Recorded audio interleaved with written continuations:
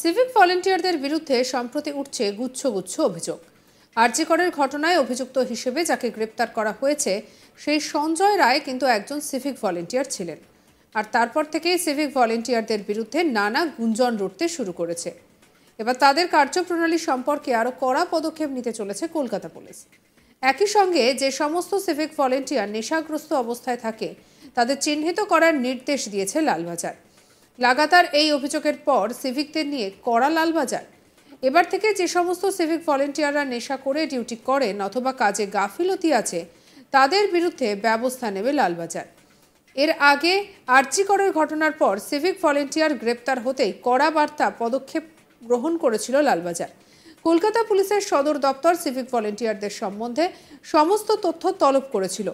মূলত দুটি বিষয় জানতে চেয়েছিল লালবাজার। প্রথমটি হলো সিভিক ভলেন্টিয়ারদের কোনো চারিত্রিক দোষ রয়েছে কিনা, এবং দ্বিতীয়টি হলো অতীতে ওই সিভিকের বিরুদ্ধে অপরাধমূলক কোনো কাজের অভিযোগ রয়েছে কিনা। আর তাদের সমস্ত কিছু খুঁজে বের করে এনওসি পাঠাতে বলা হয়েছিল সংশ্লিষ্ট থানাকে।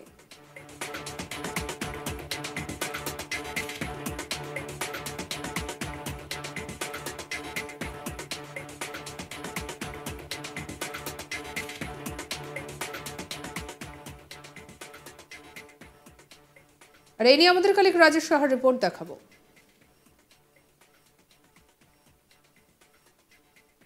সাম্প্রতিক অতীতে বিভিন্ন ঘটনায় আরজি কর সহ একাধিক ঘটনায় সিভিক ভলেন্টিয়ারদের কারণে অস্বস্তিতে পড়তে হয়েছে কলকাতা পুলিশ এবং পশ্চিমবঙ্গ পুলিশকে। এবং একের পর এক সেই ঘটনা থেকে শিক্ষা নিয়ে সিভিক ভলেন্টিয়ারদের প্রতি এবার কড়া অবস্থান নিতে চলেছে পুলিশ প্রশাসন এবং তাদের সম্পর্কে, তাদের কার্যপ্রণালী সম্পর্কে আরো কড়া অবস্থান নিচ্ছে কলকাতা পুলিশ। কারণ কলকাতা পুলিশ সূত্রে আমরা জানতে পারছি যে সমস্ত সিভিক ভলেন্টিয়ারদের সম্পর্কে তথ্য যাচাই করার প্রক্রিয়া শুরু হয়েছে। কলকাতা পুলিশে যত সিভিক ভলেন্টিয়ার কর্মরত রয়েছেন বিভিন্ন থানায়, বিভিন্ন ইউনিটে, বিভিন্ন ট্রাফিক গার্ড সহ কলকাতা পুলিশের একাধিক অফিসে কর্মরত রয়েছেন সিভিক ভলেন্টিয়াররা। তারা কলকাতা পুলিশ পার্সোনাল অবশ্যই নন, কিন্তু পুলিশের সঙ্গে তারা কাজ করেন, পুলিশকে সহযোগিতা করার কাজ করেন। তাদের কাজ মূলত ট্রাফিক ম্যানেজমেন্টে পুলিশকে সাহায্য করা এবং বিভিন্ন অফিসিয়াল কাজে পুলিশকে হাতে নাতে সাহায্য করা। কিন্তু তারপরও একের পর এক ঘটনায় সিভিক ভলেন্টিয়ারদের বিভিন্ন কাজে যেহেতু তাদের মুখ পড়েছে, কলকাতা পুলিশের মুখ পড়েছে, সর্বোপরি রাজ্য সরকারের মুখ পড়েছে, ফলে সিভিক ভলেন্টিয়ার নিয়ে এবার কড়া অবস্থান নিতে চলেছে লালবাজার। যেটা পুলিশ সূত্রে খবর, সিভিক ভলেন্টিয়ারদের নিয়ে এক নির্দেশিকা জারি করা হয়েছে। সেই নির্দেশিকায় কলকাতা পুলিশের 9টি ডিভিশনকে নির্দেশ দেওয়া হয়েছে, 9টি ডিভিশনের 9 জন ডিসিকে নির্দেশ দেওয়া হয়েছে যে তাদের ডিভিশনে, তাদের আন্ডারে যারা কর্মরত রয়েছেন সিভিক ভলেন্টিয়ার, তাদের সম্পর্কে তথ্য যাচাই করতে হবে এবং তথ্য সংগ্রহ করতে হবে তাদের সম্পর্কে, অর্থাৎ তাদের সেই সিভিক ভলেন্টিয়ারদের সম্পর্কে। তাদের মধ্যে বিশেষ করে সবথেকে বেশি যেটা জোর দেওয়া হচ্ছে, তাদের মধ্যে যারা হ্যাবিচুয়াল ড্রাঙ্কার বা যারা নিয়মিত মদ্যপান করে তাদের সম্পর্কে তথ্য সংগ্রহ করতে হবে। বিশেষ করে তাদের মধ্যে যারা ডিউটিতে থাকাকালীন কর্মরত অবস্থাতে যারা কখনো মদ্যপান করেছে বা করার অভ্যাস রয়েছে বা নিয়মিত করে, তাদের উপরে বেশি জোর দেওয়া হচ্ছে এবং সেই সম্পর্কে তথ্য প্রস্তুত করতে হবে সমস্ত থানাকে, সমস্ত ট্রাফিক গার্ডকে। এবং এছাড়াও যাদের কোনো পাস্ট ক্রিমিনাল রেকর্ড রয়েছে, অর্থাৎ অতীতে কোনো না কোনো তারা অপরাধের সঙ্গে যুক্ত ছিল বা অপরাধের সঙ্গে জড়িয়ে পড়ার সম্ভাবনা দেখা দিয়েছিল, এরকম বিভিন্ন ঘটনা থাকলেও তাদের সম্পর্কে তথ্য সংগ্রহ করতে হবে সেই সংশ্লিষ্ট থানা বা অফিস বা ট্রাফিক গার্ডকে, এবং সেই তথ্য সমৃদ্ধ করে পাঠিয়ে দিতে হবে স্থানীয় ডিসিকে বা ডিসি অফিসে।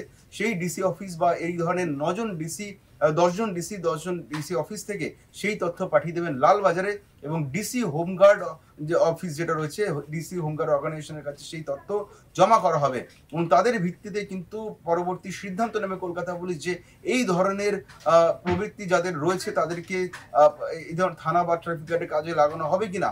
তবে যেটা সূত্রের দাবি, তাদেরকে সম্ভবত ডিসি অফিসে তাদেরকে ট্রান্সফার করা হবে, তাদের বিরুদ্ধে কোনো শাস্তিমূলক ব্যবস্থা নেওয়া হতে পারে, এমনটা কিন্তু জানা যাচ্ছে। ইতিমধ্যেই গতকাল শনিবার এই বিষয়ে নির্দেশিকা জারি করা হয়েছে লালবাজারের তরফে। 10টি ডিভিশনেই এই নির্দেশিকা পাঠানো হয়েছে এবং আজ থেকে সেই কাজ ইতিমধ্যে শুরু করে দিয়েছেন সমস্ত থানা এবং সমস্ত ট্রাফিক গার্ডের ওসিরা।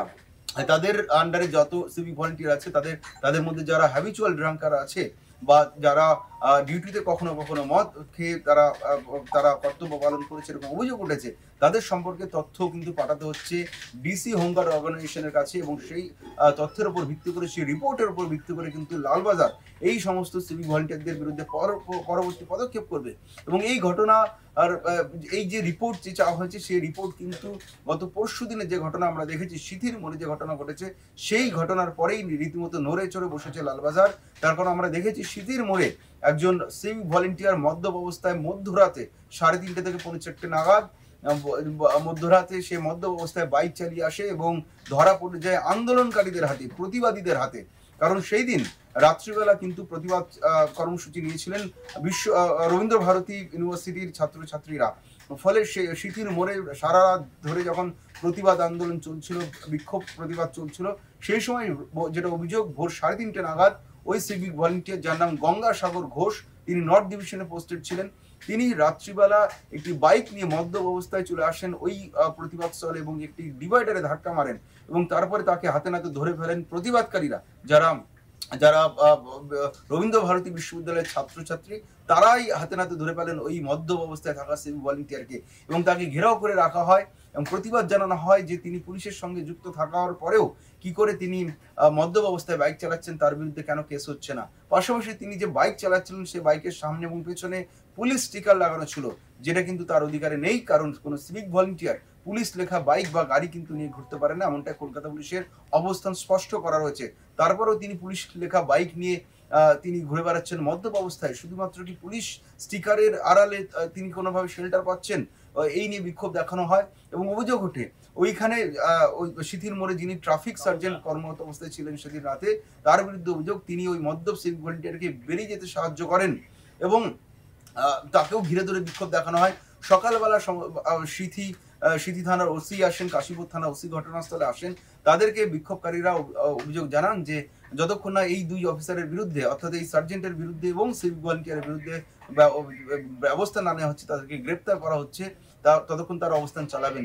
এর মুখে কিন্তু কলকাতা পুলিশ নথি স্বীকার করে এবং সেই সিভিক ভলেন্টিয়ার এবং ট্রাফিক সার্জেন্টের বিরুদ্ধে তারা অভিযোগ গ্রহণ করে এবং এফআইআর এর নাম নথিভুক্ত করায় সেই সিভিক ভলেন্টিয়ার গঙ্গাসাগর ঘোষের। এরপরে কিন্তু কাশীপুর থানার পুলিশ নর্থ ডিভিশনে কর্মরত সিভিক ভলেন্টিয়ারকে গ্রেপ্তার করে এবং যে সার্জেন্ট রয়েছেন সেই অভিযুক্ত সার্জেন্টকে ট্রান্সফার করে দেওয়া হয়। তিনি হেডকোয়ার্টার ট্রাফিক গার্ডের তিনি বদলি হয়ে চলে আসেন, তৎক্ষণাৎ তার ট্রান্সফার প্রসিড করা হয়। এবং এই ঘটনার পর থেকে কিন্তু লালবাজারে সিদ্ধান্ত নেওয়া হয় যে যত সিভিক ভলেন্টিয়ার আছে তাদের সম্পর্কে তথ্য যাচাই করা হবে।